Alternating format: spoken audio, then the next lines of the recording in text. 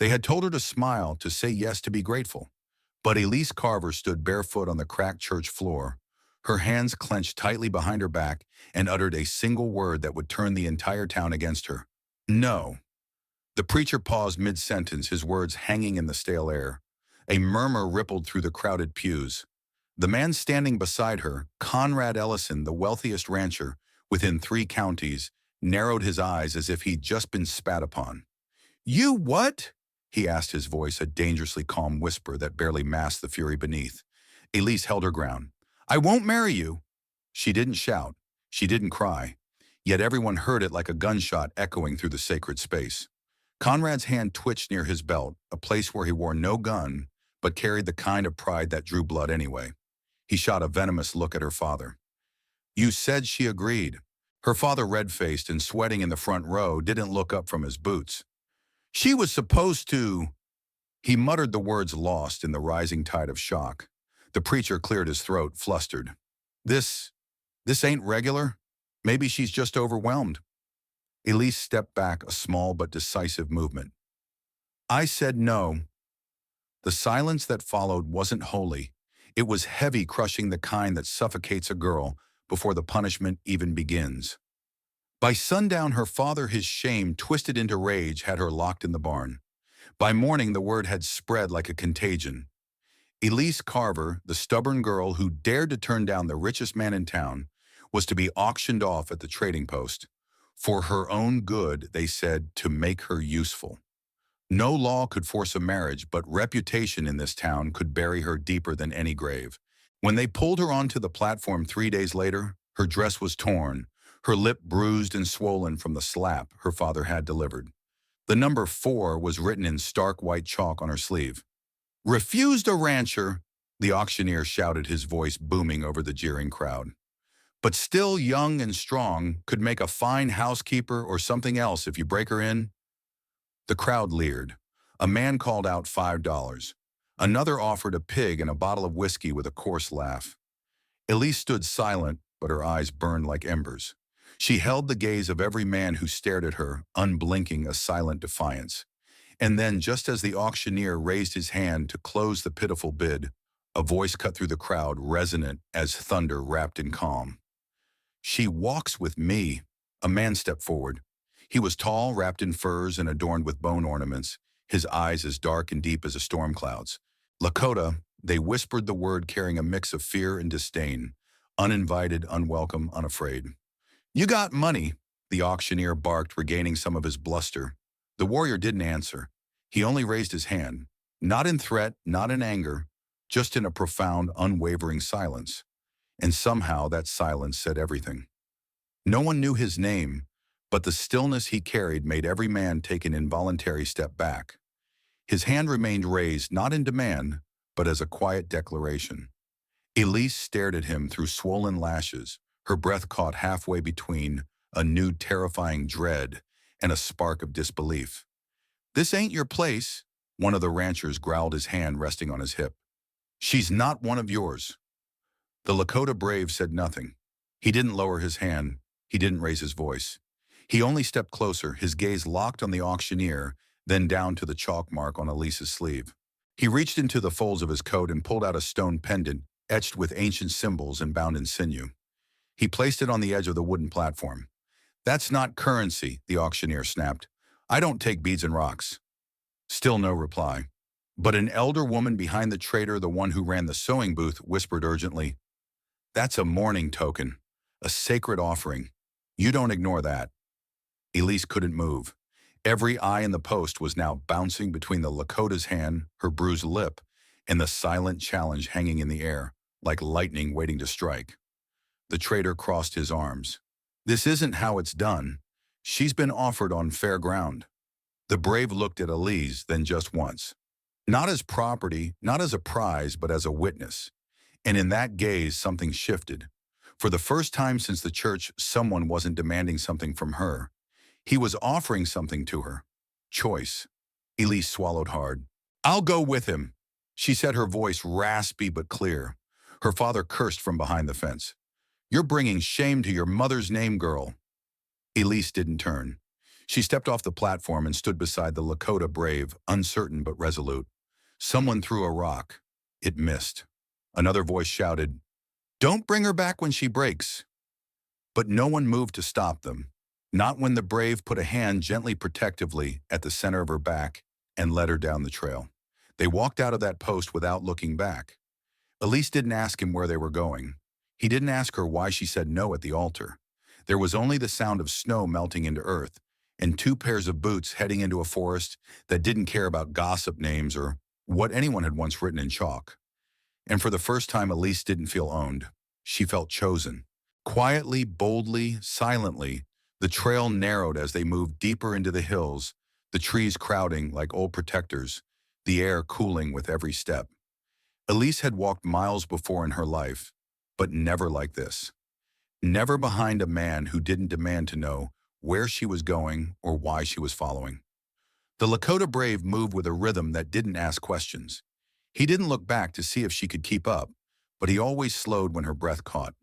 When her legs faltered, he offered water, not words. When dusk settled in violet over the treetops, he led her to a place she didn't know could exist. It wasn't a cabin, not even a full shelter, just a grove surrounded by stones. Firewood was stacked tight beneath a hollow in the ridge, and three animal hides stretched across low branches formed a kind of roof. It was open, untamed, but somehow it felt safer than any locked door she'd ever stood behind. He gestured for her to sit by the fire pit, then vanished into the trees with a bow across his back. Elise sat in the stillness, her fingers tracing the symbols on the small, smooth pendant she'd managed to keep clutched in her hand through it all. A memento she called Thomas's pendant after a lost loved one. The silence wasn't empty here. It was alive. The wind whispered through pine needles like an old language. The ground pulsed with roots deep and unseen. For the first time in days, her shoulders dropped. When the brave returned, he carried a hare already skinned and ready for the fire. Still no questions. Still no judgment. She broke the silence first. "You don't even know my name." He nodded once as he cleaned the meat. "Names are for people who want to own stories." She swallowed. "Elise." He met her eyes. "You can keep it or leave it behind. Doesn't matter to me." "What should I call you, To?" "It's what I answer to." They shared the meal in quiet, her eyes flicking to him every so often trying to catch something.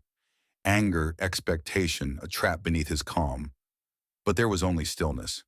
"Why did you do it?" she asked. "Step forward like that." To placed another log on the fire. "Because no one else did." She waited. "Is that all?" "And because the world needs less men who take," he said softly, "and more who witness." She didn't know if she believed in fate, but something in that grove and the way the stars watched without blinking made her think she had been meant to say no to reach this place. The place without walls, the place where silence wasn't a cage but a choice. By the third day in the grove, Elise had begun to breathe like she wasn't afraid of her own lungs. She woke to the smell of pine smoke instead of whiskey breath, listened to the birds instead of her father's fists pounding on a door. She started speaking in full sentences again. Not many, but enough. Toa never pushed her, never asked what happened at the church, or what Conrad Ellison had promised in exchange for her obedience. He only showed her how to trap rabbits, how to gather bark for boiling, how to move through the woods without breaking the silence. But peace she was learning always had a shadow.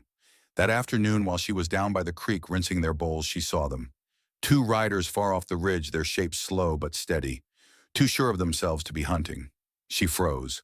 Her fingers gripped the rim of the bowl so hard it cracked. She ran back to the grove.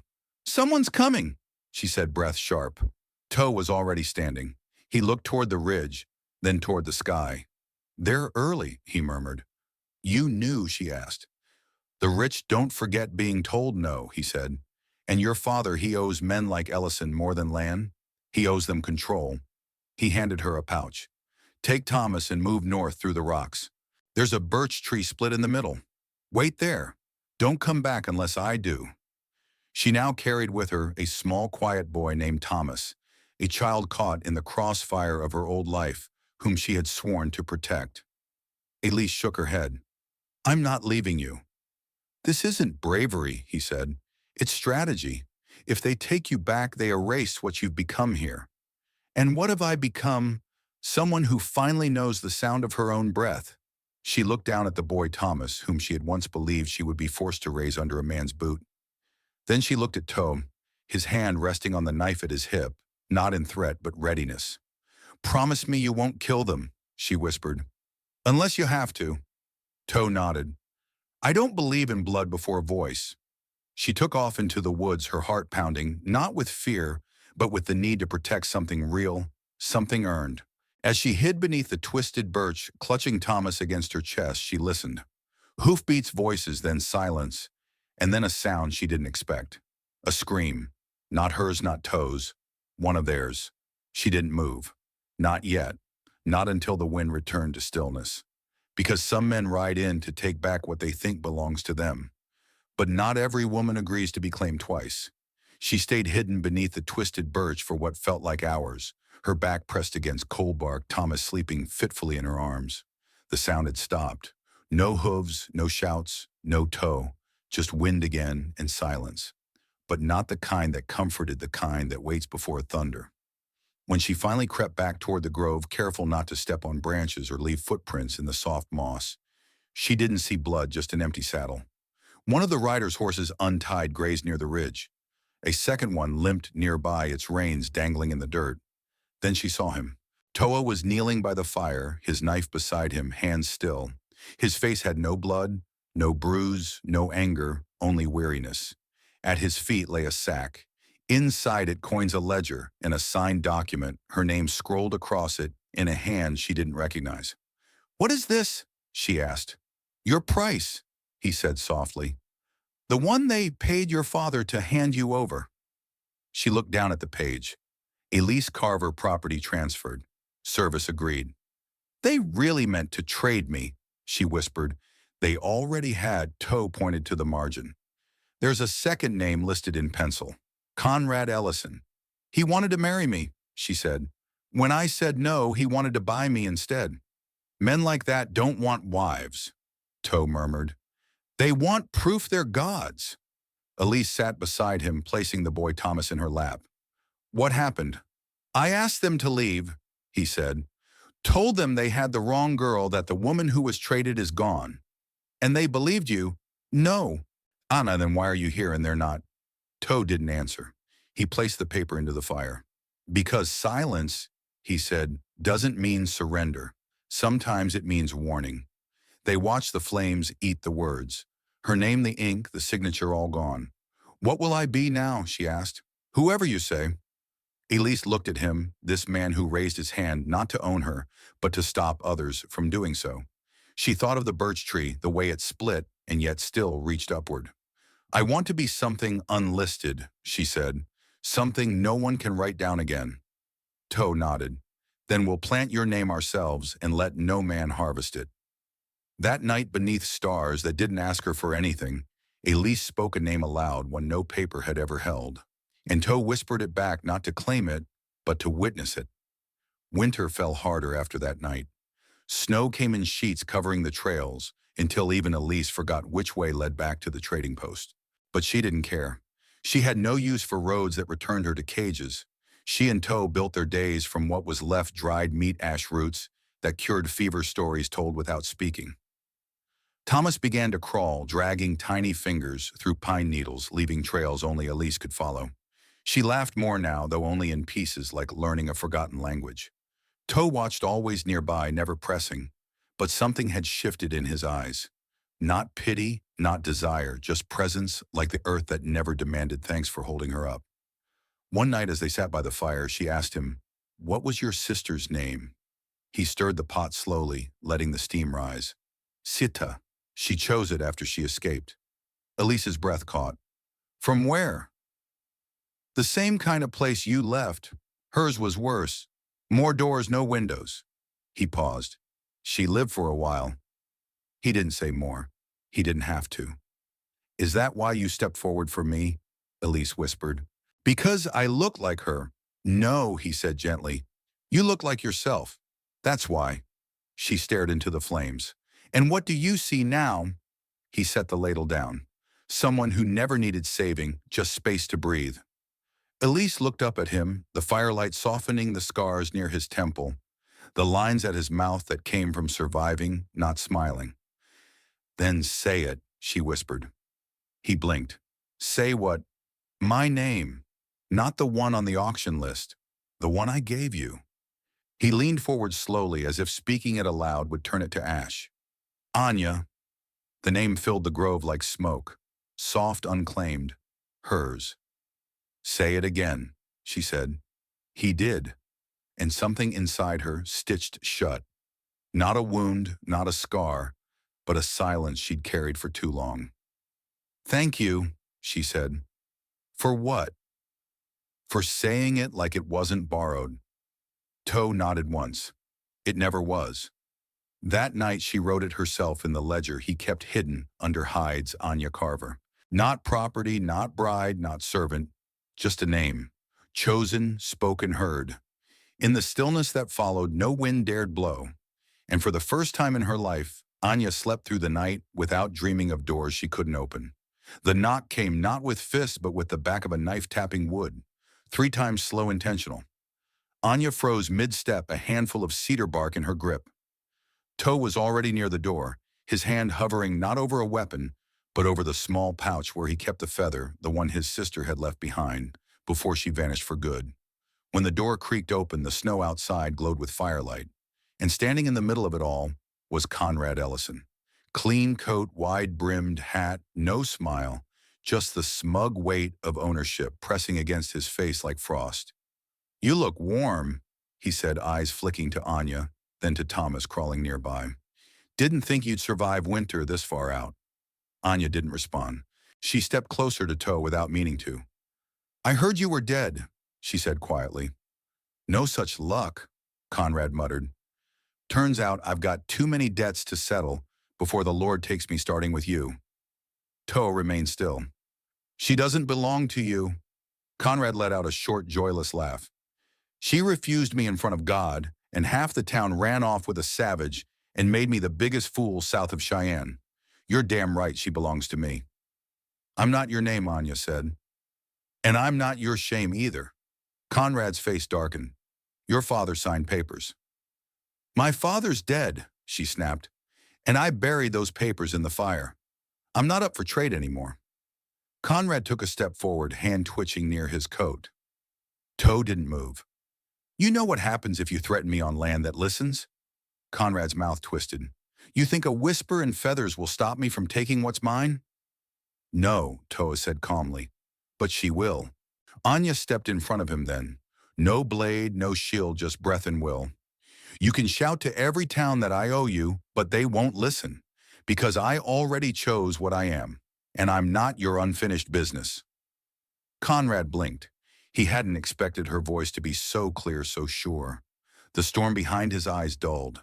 He turned without a word, boots crunching over snow, retreating into the dark he brought with him. When the wind settled, Anya turned to Toa. "Do you think he'll come back?" "Maybe," Toa said. "But next time he won't find the same woman." She nodded, breath slow. "No. Next time he'll find me already whole." Winter deepened until even the trees bent low under its weight, their limbs crackling in the night like bones remembering their age. The world shrank to the size of the grove, and time moved not by clocks but by firewood stacks, and how many days they could stretch dried meat. But inside the shelter something new was growing, not just warmth, but permanence. Anya began to sew, not out of need but purpose. She took the worn clothes they'd salvaged, the spare hides Toa had treated with smoke and care, and started stitching them into a blanket. 1 square for each day she hadn't cried, 1 for each time Thomas laughed, 1 for the night her name had been spoken without price.